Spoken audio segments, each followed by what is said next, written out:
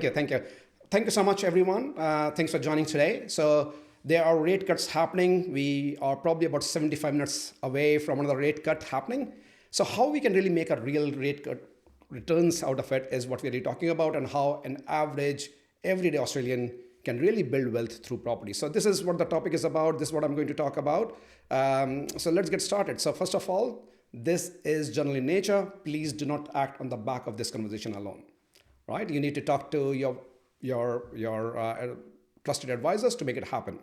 Just quickly about myself, I am an author of a best-selling book, Property Wealth Blueprint. We got you might find me in few publications. We got some awards on the way, and I was even a thought leader in this industry. But it's not about me, it's really about you. So first of all, a big question. Let me see what you have to say about this in the chat if you like. If you have access to $125,000, if you have access to $125,000, should you be investing in properties? So put in chat, would you be considering it? Again, this doesn't really have to be a cash in your account. It could really very well be equity in your property or even money in your super, which is accessible for investing. Now, of course, the question typically comes down, hey, if you have to invest, why should I bother about investing in property? Because we have shares as well in the market for you to invest in as a two growth asset classes in this country, shares and residential property market. And I thought of sharing with you some data around it. There's a data chart over the last 120 years. You can see that Australian shares has given 11.2% per year per annum, every year on average, whereas Australian residential property market total return is 10.9%. So give or take about 11%. It's total return. What it means is capital growth plus rental collection, the rental yield, minus the holding expenses. So you might say that, hey, if it is 11.2, slightly higher, why should I be bothering about putting money in the property market? And the answer is leverage, of course, because you don't need all the money from your pocket to buy a property exposure. You can very well have only 20% exposure, go to the bank, borrow money, or even 10% from your pocket and borrow 90%. And that's why interest rate matters, because what rate you're borrowing it at really defines your profit margins. So if that really makes sense, like why should we think about property? And assuming that we are really talking about on average 11%, what if you're collecting 4% net rent and the property is growing at 6%? So 6% is a capital growth on average and 4% is what you're collecting.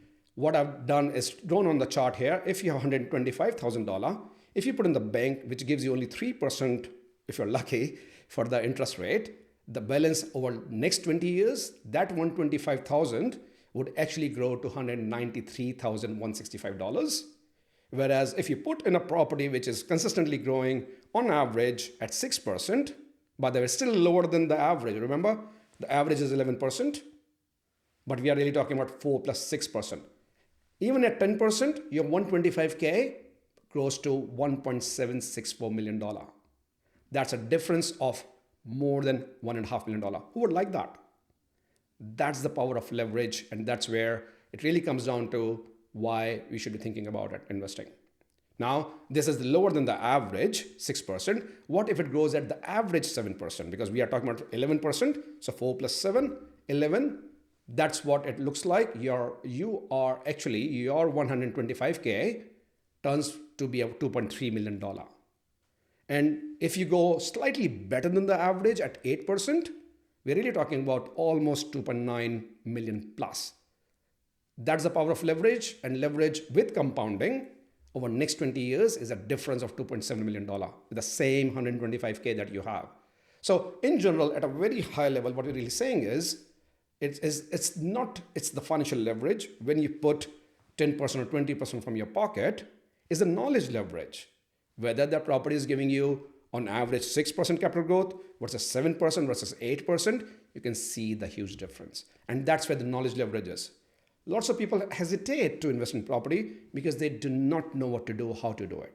So if I have to take a step back and think about why it is working or what is really happening here, it's really as simple as this equation. It is like you are investing at 11%, if assuming you're investing in the average property, but then you are borrowing at 6%. So you are effectively, mathematically making a profit of 5%. Does it make sense? So you borrow at 6% and you're investing at 11%. So you're making a profit of 5% on the money that you don't have. So you don't need to have money on your own. So this is the money that you're borrowing to invest. So effectively, if you do this for $1 million, so you borrow $1 million at 6% and you invest at 1 million at 11%, you're actually taking home, and maybe in the form of the equity here, you're taking home $50,000 for that $1 million. Now with the right strategy, you don't have to stop at $1 million. You can choose to invest $2, $3, $4 million. Of course, that's where the strategy is required. How you can go and scale up your $500,000 portfolio, $1 million portfolio, $4 million portfolio. Just like what this couple did together with us. We helped this family. They had some money in their cash.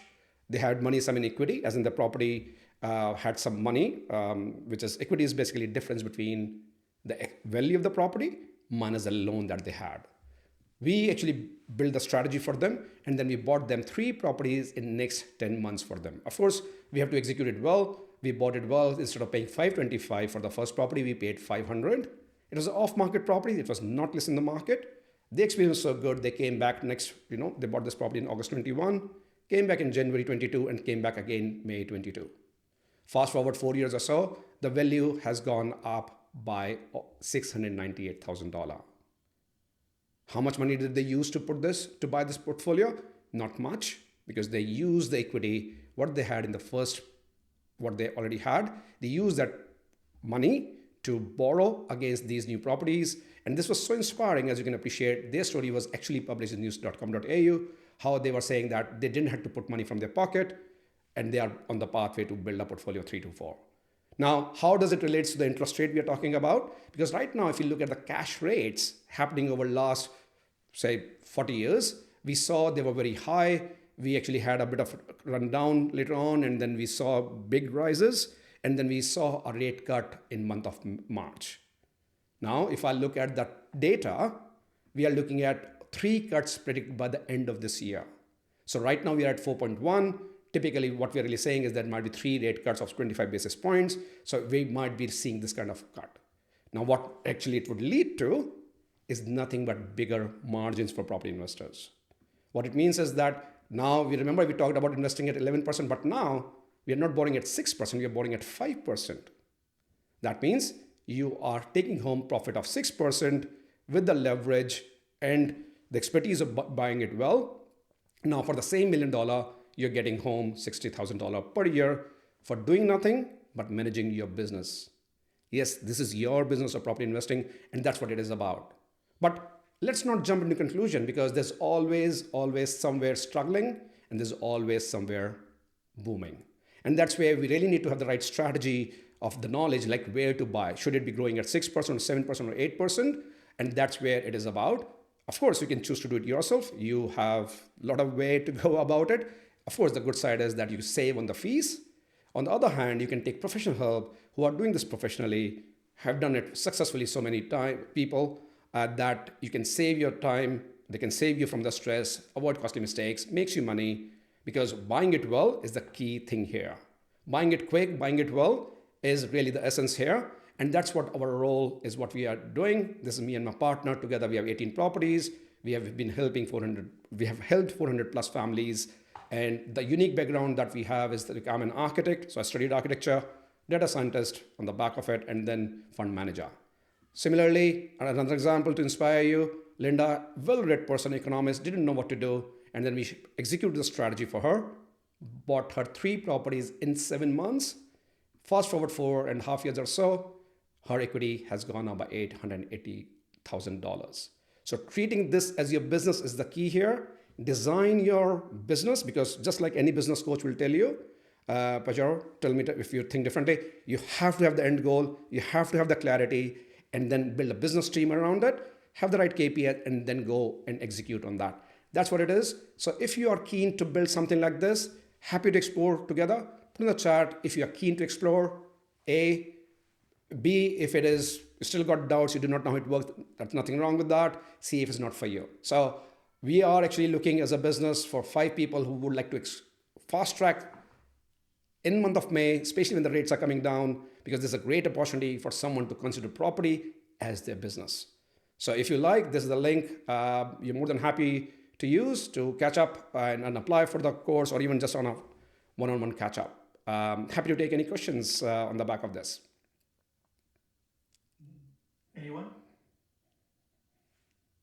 No, no questions. All right, reach out to Rusty if you need. I will. I've got a couple of mine are already paid off, but Rusty, that's a good point. You need goals. You need something to aim for. You need to have a plan. You need to have a strategy. I like to say, business is 99% psychology and 1% strategy, because you can only execute one strategy at a time.